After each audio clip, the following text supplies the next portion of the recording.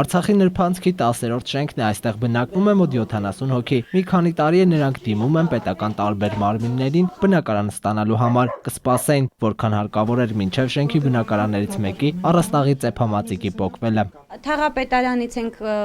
զանգել ենք, կանչել ենք, եկել են տեսել են, բայց ոչ մի արդյունք չենք տեսել։ Բանից պարզվում է, որ թաղապետարանի բալանսի տակ չկա այս շենքը։ Այսօր զանգել ենք, արդեն ստիպված, որ մայրիկիս վրա է անկել, իր ճչոցից ենք արթնացել մենք։ Բնակիչները պնդում են, որ շենքը 2009 թվականին 4-րդ կարգի վթարային է համարվել, սակայն հաստատող փաստաթուղթ չունեն։ Տիկին Թագուհին վստահեցնում է, որ շենքում բնակվելը վտանգավոր է հատկապես երեխաների համար։ Մի հատ հաշվանդակ ես ունեմ տունը, երկու հատ հաշվանդ, սաղ երեխեք են ստեղ։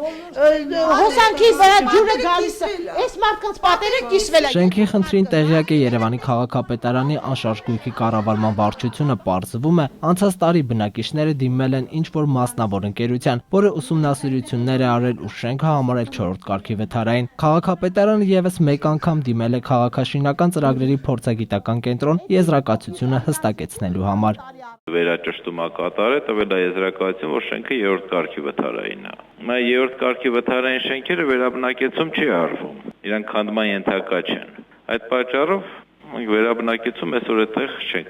ծրագրավորում։ Քաղաքապետարանը տեղեկացրեց, որ ամրաշինական աշխատանքները կկատարվեն մասնագետների ուսումնասիրությունից հետո։ Գրիգոր Գևորգյան, Խաչատուր Եսայան, ժամը լրատվական։